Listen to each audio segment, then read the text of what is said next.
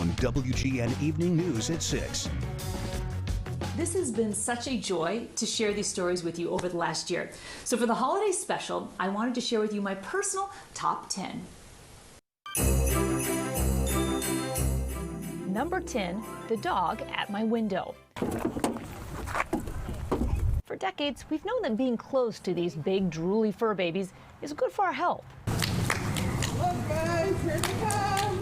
Which is why Soul Harbor Ranch called in the dogs and a couple miniature horses to the room windows of senior care residents. Especially during this time of COVID-19, some of them cry because they're so happy. Soul Harbor Ranch founder Jody Deagle believes the bond between humans and animals has the power to heal hearts and spirits. Number 9, the Wood Chicks. It's going to be loud. Arlie Bennett and Mandy Stewart found a unique way to beat the quarantine blues after stumbling upon their retirement community's wood shop. Within weeks, the duo turned what was once a boys' club into a full-on crafting station. Not only are the self-proclaimed wood chicks causing a stir, but with all the scraps they find, they have churned out countless beautiful pieces of art.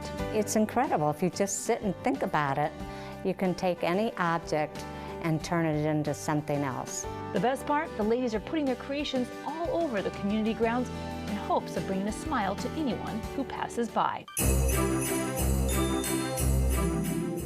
Number 8, changing the playing field. How about this 12-year-old who made history on one of Chicago's baseball diamonds as the first girl to play for the Chicago White Sox Amateur Elite Baseball program? Amira Hondra surprised a lot of people when she showed up at tryouts, but after seeing her play, they didn't waste any time offering her a coveted spot on the team. When you're talking about a baseball player, I mean, she's a girl, but I'm sorry, she's probably one of the best players on my team right now. Amira Hondras single-handedly changed the playing field for girls all over the city. Number 7, bread for bread. We can't forget this local high school senior, Eric Sau, who began making homemade bread to sell so he could donate all the profits to help people who lost their jobs since the pandemic hit. In a matter of months, Eric kneaded and baked enough ciabatta and sourdough bread to raise more than $5,000. His Bread for Bread campaign has donated every penny of it to organizations supporting laid-off workers. Number 6, shopping for strangers. Talk about young people making a difference. College student Michael Arundel of Orland Park has started a countrywide volunteer shopping movement. When he heard about vulnerable seniors worried about exposing themselves to COVID by shopping, he put the call out online to college students willing to step up. He called it Leave It to Us. Within just days, he had 40,000 views and countless students calling in to help out.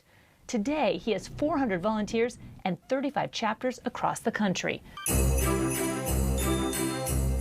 Number 5, crossing guard surprise. Okay, Alex, let's go! For the last 15 years, Ninth and Lake have been crossing guard Alec Childress' little corner of the world. He knows every kid's name that has crossed the street and makes it a point to give each one a special shout out, playfully letting every kid know how much the guy in the neon vest cares. So when the neighborhood got wind that Mr. Alec was about to turn 80, they went to work planning a street corner birthday he would never forget. Happy birthday, Alex! Thank you, thank you. A celebration for the man who left his mark on an entire community simply by crossing kids to the other side. I received something on that corner that you can't buy, and that's love, and it's not for sale.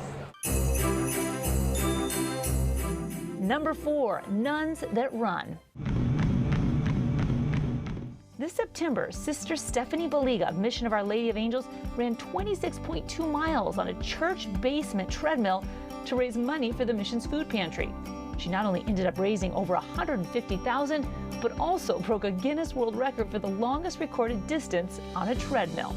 That is what I call Godspeed.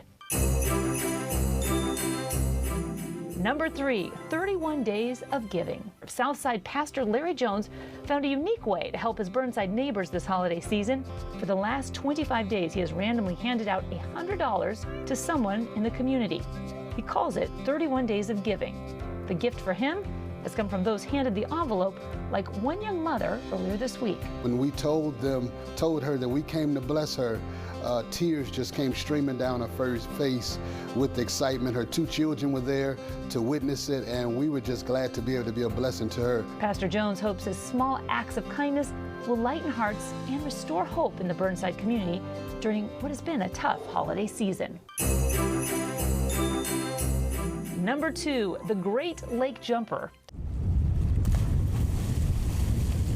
We all deal with the stresses related to the pandemic differently. For Chicagoan Dan O'Connor, the cure was a spontaneous jump in Lake Michigan. After that, I just started doing it every day, and it kind of felt like a good thing to do, and I was able to grab a few moments of zen. Try just over 167 moments of zen, as Dan O'Connor has jumped in the frigid lake every day since.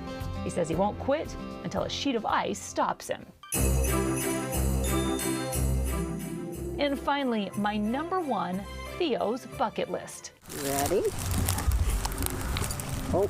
Abandoned in a Crystal Lake Walmart parking lot, the 12-year-old cancer-plagued golden retriever is now living his best life with his new foster parents, Ginny and Scott Leach. For months, they have been crossing items off Theo's bucket list, like visiting dog bakeries, firehouses, boat rides, and even a lavish picnic.